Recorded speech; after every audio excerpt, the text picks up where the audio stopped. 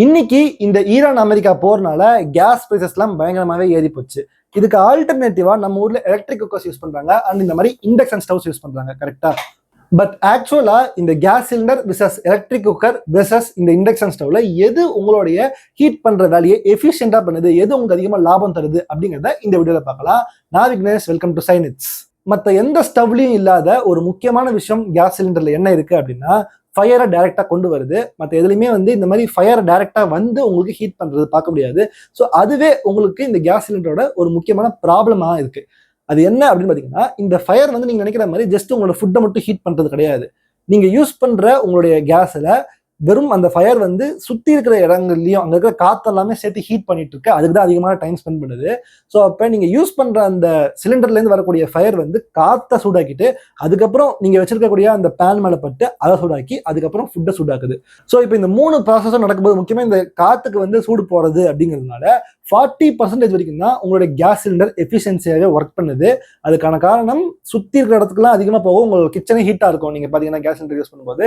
So உங்களுடைய heat ஃபுல்லாவே டைரக்டா ஃபுட்டுக்கு போறது இல்லைங்கிறது ஒரு பெரிய ப்ராப்ளமாவே இருக்கு. ஸோ எஃபிஷியன்டா கேஸ் சிலிண்டர் கண்டிப்பா கிடையாதுங்கிறது நமக்கு எதுவும் தெளிவா தெரியுது. அடுத்ததா இந்த electric cookers and electric stove ரெண்டுத்தையுமே நம்ம பார்க்கலாம். ஸோ இந்த எலக்ட்ரிக் அப்படிங்கிறது வரும்போது ஆக்சுவலா இங்க ஒரு காயில் ஆட் ஆயிடும். ஸோ இப்போ நீங்க இந்த எலக்ட்ரிக் குக்கர் எலக்ட்ரிக் ஸ்டவ் ரெண்டுலையுமே பாத்தீங்கன்னா, நீங்க சாப்பாடை சமைக்கிறதுக்கு முன்னாடி அதை ஆன் பண்ணி வச்சிடணும். அப்போதான் அது ஹீட் ஆகும்.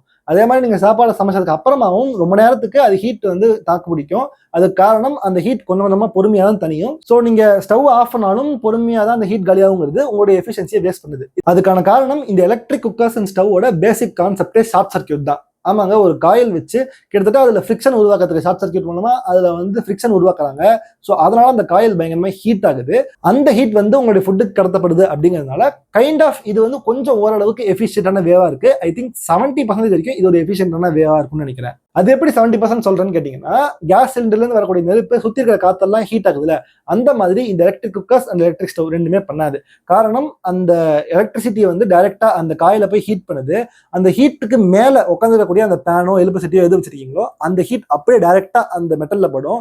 ஸோ சுத்தி இருக்கிற இடத்துல எல்லாம் அந்த ஹீட் பரவது கொஞ்சமா தான் பரவும். ஸோ அப்ப அந்த பாத்திரத்து மேல அந்த ஹீட் படவே அந்த பாத்திரத்துக்கு டைரக்டா ஃபுட்டுக்கு கடத்தப்பட்டுரும். இது கிட்டத்தட்ட எப்படின்னா, அந்த ஸ்டவ் மேல இருக்கிற அந்த பேனு அப்படியே அந்த ஃபுட்டு ஸோ டைரக்டா கடத்தப்படுது. காத்தெல்லாம் ஹீட் பண்ணல, நெருப்பெல்லாம் வரல அப்படிங்கிறதுனால இது நல்லாவே எஃபிஷியன்டான ஒரு மெத்தடா இருக்கும் கேஸ் சிலிண்டரோட கம்பேரிட்டிவ்லி.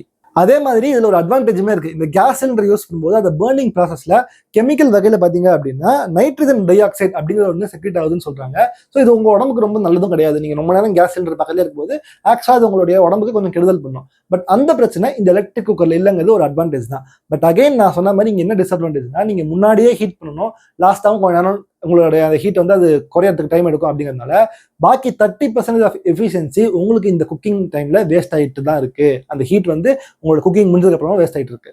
பட் இருக்கிறதுலே பெஸ்ட் ஆப்ஷன் என்ன அப்படின்னு பாத்தீங்கன்னா, இண்டக்ஷன் ஸ்டவ் தான்.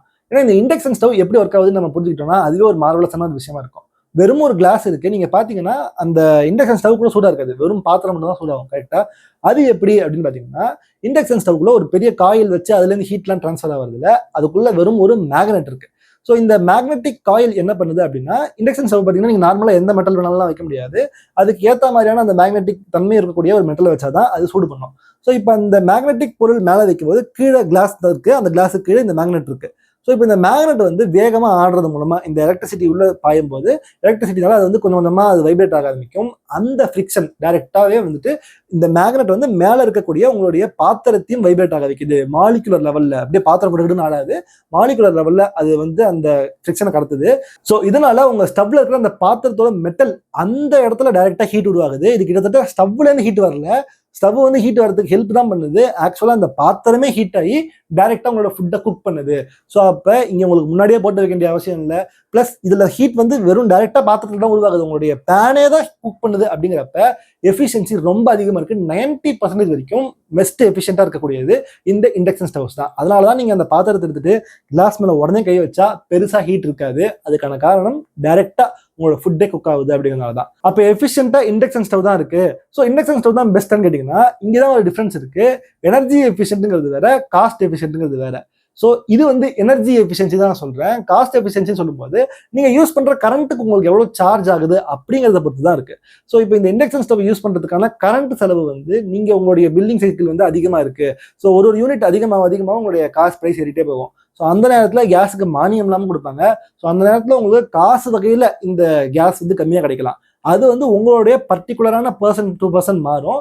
But cooking efficiency and energy efficiency இண்டக்ஷன்ல இருக்கிறதுனால கண்டிப்பா ஃபியூச்சர்ல கேஸ் அடுப்புகளோட எண்ணிக்கை குறைஞ்சிட்டே தான் வரும். டைரக்டாவே நம்ம எல்லாருமே இண்டக்ஷனுக்கு மாறும். இதுதான் ஃபியூச்சர் ஆஃப் குக்கிங்காவே இருக்க போகுது. இந்த வீடியோ உங்களுக்கு இன்ட்ரெஸ்டிங்கா தெரிஞ்சுச்சு அப்படின்னா லைக் பண்ணிடுங்க. இந்த மாதிரி சயின்ஸ் பத்தின விஷயங்கள் தெரிஞ்சுக்கிறதுக்கு சயின்ஸை சப்ஸ்கிரைப் பண்ணிக்கோங்க.